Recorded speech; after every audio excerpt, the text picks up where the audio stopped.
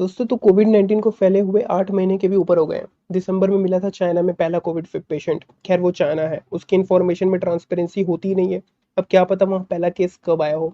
China ने क्या-क्या छुपाया है पूरी दुनिया से किसको पता। लेकिन गलती तो हुई है चाइना से। कोविड-19 के बारे में वर्ल्ड को, डब्ल्यूएचओ को उसने बहुत लेट बताया। इसके साथ ही साथ डब्ल्यूएचओ पर भी तो सवाल उठे ना कि जब कोविड-19 के बारे में उन्हें पता चल गया था तो फिर क्यों पूरी दुनिया को जल्दी इसके बारे में वार्न नहीं किया उसने। अगर वार्न किया होता तो उसी वक्त इंटरनेशनल फ्लाइट रोकी जा सकती थी ना, जिससे ये इतना स्प्रेड ही नहीं होता। खैर अब ये हो चुका है। अब इस कोविड से जल्द से जल्द छुटकारा पा चाहिए, है ना। इसने बहुत हालत खराब कर रखा है और इससे अब लोगों को बचाएगा कौन जी, वो सिर्फ वन एंड ओनली है वैक्सीन, कोविड-19 की वैक्सीन। अब जल्द से जल्द कोविड की वैक्सीन आए और ये दूर हो बस। आज हम दोस्तों यही बात करेंगे कि वैक्सीन कब तक आ सकती है ना, और ये भी जानेंगे कि ये वैक्सीन काम कैसे करेगी ह्यूमन बॉडी में, और कौन कौन से वैक्सीन अभी बहुत आगे है ना, इसके कैंडिडेट्स के बारे में जानेंगे। तो आज यही डिस्कस करेंगे कि वैक्सीन का अभी तक का डेवलपमेंट कितना है। दोस्तों तो सबसे पहले तो ये जान लो कि ये वैक्सीन काम कैसे करेंगे ह्यूमन बॉडी में। तो लेकिन इससे पहले ये भी जानो कि वायरस आपकी बॉडी पे इफेक्ट कैसे डालता है।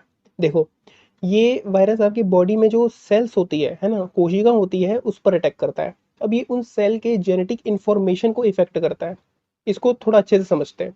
देखो, जनरली होता क्या है, जब बॉडी में वायरस अटैक किए है ना, तो वो तो आपकी बॉडी के सेल्स पर ही तो अटैक करता है ना। देखो बेसिक है, आपके सेल्स टिश्यू बनाते हैं और आपके टिश्यू ऑर्गन बनाते हैं, है ना। बाकी फिर बाद में नर्व्स, ऑर्गन्स, मांसपेशियां ये सब बनती है।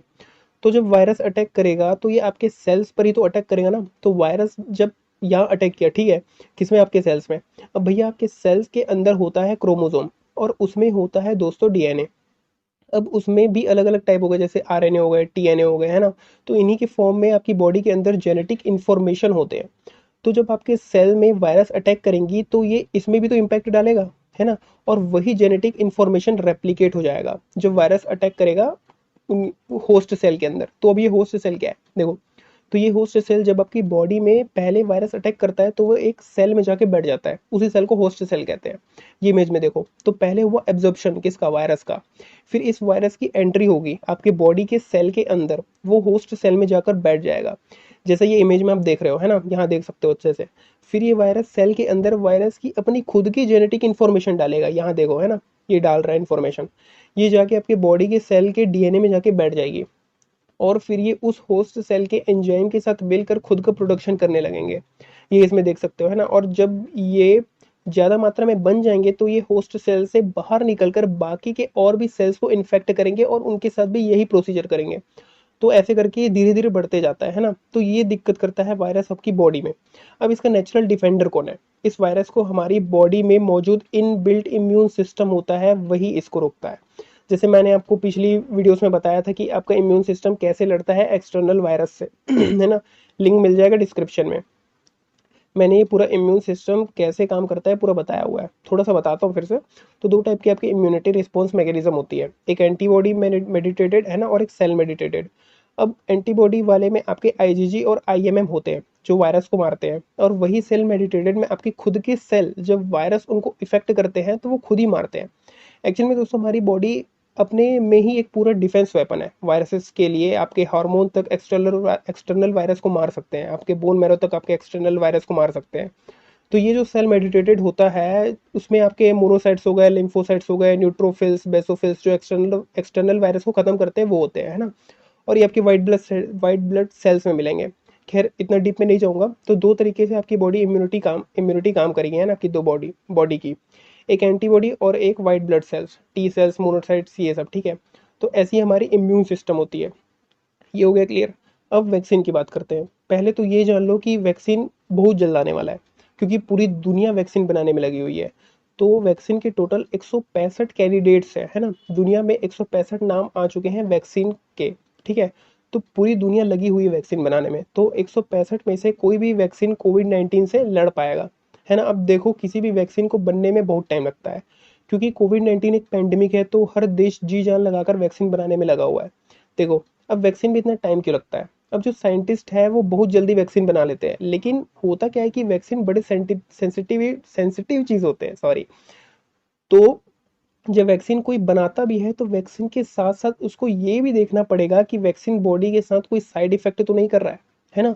तो ये सब देखना पड़ता है। तो जब किसी बीमारी की वैक्सीन बनती है तो वो 4 फेजेस से होकर गुजरती है नेचुरली, है ना, नॉर्मल। जिसमें पहला प्री क्लिनिकल ट्रायल किए जाते हैं, जिसमें जानवरों पर टेस्ट करके देखा जाता है कि वैक्सीन काम कर रहा है कि नहीं। अगर काम अच्छा कर रहा है तो वैक्सीन का फेज 1 में ट्रायल भेजा जाता है ना। इसमें फेज 1 में इंसानों पर ट्रायल होते हैं। पहला हो गया प्री क्लिनिकल, दूसरा आता है फेज 1 जिसमें इंसानों पर ट्रायल किया जाता है, प्री क्लिनिकल में जानवरों पर। लेकिन बहुत कम इंसानों पर फेज 1 में ट्रायल किया जाता है ना। करीब 100 लोग, 50-100 लोगों के अंदर इसमें वैक्सीन के ट्रायल किए जाते हैं, है ना। फिर जब इसमें vaccine without side effect successfully काम करता है तो उसको फेज 2 में भेजा जाता है, जिसमें 1000 के अंदर लोगों के ऊपर ट्रायल किया जाता है फेज 2 में। फिर फेज 3 अगर सक्सेसफुल हुआ फेज 2 में, फिर फेज 3 में भेजा जाएगा, जिसमें 30,000 50,000 लोगों के करीब बहुत सारे लोगों को वैक्सीन दिया जाता है। फिर इसमें भी जब पूरा सक्सेसफुल रिजल्ट आता है ये चारों फेजेस में, तब जाके वैक्सीन का वर्ल्ड वाइड भेजने का या उसके प्रोडक्शन का, है ना, उसको प्रोडक्शन का काम मिलता है। लेकिन ये कोई छोटा प्रोसेस नहीं है, सुनने में लग रहा है छोटा, लेकिन इसमें सालों लग जाते हैं। एचआईवी को देख लो ना, आज तक ऐसी कोई वैक्सीन ही नहीं बनी जो एचआईवी को रोक सके। तो करीब 4-5 साल का प्रोसेस प्रोसेस होता है इसमें। लेकिन कोविड 19 का ऐसा नहीं है, इसको इतना टाइम नहीं लगेगा। वैक्सीन बहुत जल्द आने वाला है। देखो तो टोटल 165 कैंडिडेट है वैक्सीन के, है ना।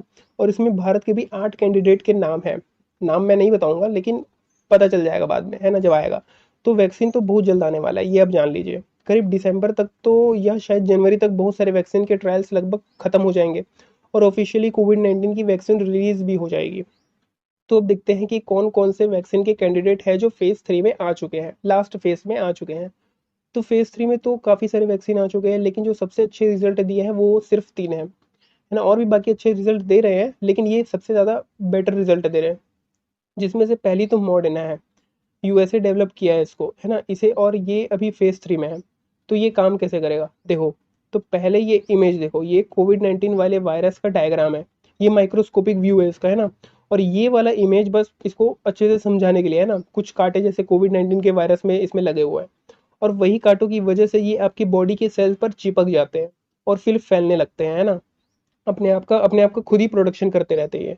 तो ये जो वैक्सीन होगा इसका एक और नाम है, वो है mRNA 1273। तो जब इस वैक्सीन को ह्यूमन बॉडी में इंजेक्ट किया जाएगा, है ना, mRNA को वैसे मैसेंजर आरएनए भी कहते हैं। तो जब इसे इंजेक्ट किया जाएगा तो ये सेल में डीएनए की इंफॉर्मेशन को दूसरे तक पहुंचाएगा और वो वहाँ प्रोटीन बनाएगा। ये एक टाइप के एंटीबॉडी प्रोड्यूस करेगा, है ना, प्रोटीन के रूप में। यही प्रोटीन कोरोना वायरस के उन स्पाइक्स पर, ये जो कांटे हैं उन पर जाके बैठ जाएंगे और उन कांटों को खत्म कर देंगे। तो ऐसे ही mRNA 1723 ये जो मॉडर्ना है, ये ऐसे काम करेगा। दोस्तों इसका ट्रायल जो है वो 16 मार्च से स्टार्ट हो चुका है। जब हमारे इधर लॉकडाउन भी नहीं लगा था उसके पहले से ये ट्रायल स्टार्ट कर चुके हैं, है ना। और जो दूसरी है वो है ऑक्सफोर्ड की एक्स्ट्राजेनेका। ये भी फेज 3 ट्रायल में पहुंच चुकी है और इसने भी अच्छा रिजल्ट दिया है ना, काफी अच्छा रिजल्ट दिया है इसमें भी मॉडर्ना के साथ साथ। और जो तीसरी है वो है चाइना की साइनोफार्म। चाइना का तो ऐसा है, मारेंगे भी हम और दवा भी लगाएंगे हम। तो ये 3 हैं जो सबसे आगे है ना। और भी है। अब दोस्तों देखो, ऐसा है कि इतने सारे कैंडिडेट्स रहना अच्छा भी है, क्योंकि इससे प्रोबेबिलिटी ज़्यादा रहेगी वैक्सीन की एक्यूरेसी की। अब मेडिसिन बहुत सेंसिटिव होते हैं ना, कुछ गलती होनी नहीं चाहिए, अगर गलती हुई तो मेहनत पूरी बर्बाद। तो अगर कैंडिडेट्स 165 है तो अच्छा ही है, तो वैक्सीन तो आएगी, है ना। और अब तो ये भी होड़ लग गई है कि वैक्सीन पहले बनाएगा कौन, दुनिया में पूरी होड़ लग गई है ना। दोस्तों और साथ ही साथ साइंटिस्ट एक और वैक्सीन पे भी काम कर रहे हैं। ये है नेसल कोविड वैक्सीन, है ना। अब इसको समझो ये कैसे काम करेगा, इसका भी थोड़ा ब्रीफ समरी दे देता हूँ। और देखो, हमारे बॉडी में म्यूकोसा होता है ना, जिसे म्यूकस मेम्ब्रेन भी कहते हैं। और बॉडी के हर ओपनिंग पार्ट में ये होता है ना, आपके मुंह में, आपके नाक, आँख आँख हर जगह पे ये होता है ना। तो जब आपके बॉडी में कोई भी पैथोजन या वायरस और बैक्टीरिया अटैक करते हैं तो ये पैथोजन सबसे पहले म्यूकोसा में ही एब्जॉर्ब होता है। ये इमेज में देखो, ये रहा म्यूकोसा, ठीक है। फिर बाद में ये धीरे धीरे आगे बढ़ता है, म्यूकोसा में गया, म्यूकोसा उसको एब्जॉर्ब करेगा, ठीक है, बैक्टीरिया वो। और कोविड हुआ तो रेस्पिरेटरी सिस्टम में अटैक करेगा, ठीक है, आगे बढ़कर वो म्यूकोसा होते हुए, जब कोविड 19 के वैक्सीन वायरस जब अटैक करेंगे म्यूकोसा पर, ठीक है। तो ये जो नस्ल कोविड वैक्सीन होगा ये आपके बॉडी में म्यूकोसा में ही दिया जाएगा। तो जब कोविड 19 के वायरस बॉडी के ओपन एरिया में एंटर करेंगे, मुंह से या फिर आपके आंख से या फिर नाक से, तो म्यूकोसा के सेल्स पहचान जाएंगे कि भैया ये तो कोविड के वायरस है, उसको यही खत्म कर दो, उसको अंदर जाने ही मत दो, और वायरस वहीं खत्म। सब बढ़िया फिर तो, है ना। तो ऐसे काम करेगा नस्ल कोविड वैक्सीन, ठीक है। खैर वैक्सीन आ जाए बस। अब वैक्सीन आ भी गया तो उसके प्रोडक्शन में भी काफ़ी टाइम लगेगा, फिर प्रोडक्शन होगा तो डिस्ट्रीब्यूशन में भी काफ़ी टाइम लगेगा, उसको हर घर घर पहुंचाना होगा, है ना। अरे पूरे वैक्सीन को सरकार को घर घर पहुंचाना तो रहेगा, ठीक है ना।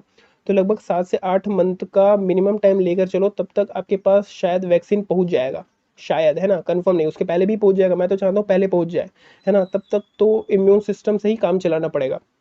तो वो हर चीज़ करिए जो आपकी इम्यूनिटी को बेहतर बनाए, है ना, अच्छे से खाइए पीजिए, ठीक है। तो दोस्तों ये था एंड मेरी इस वीडियो का। अगर आपको ये वीडियो अच्छी लगी तो इसे ज़्यादा से ज़्यादा शेयर कीजिए।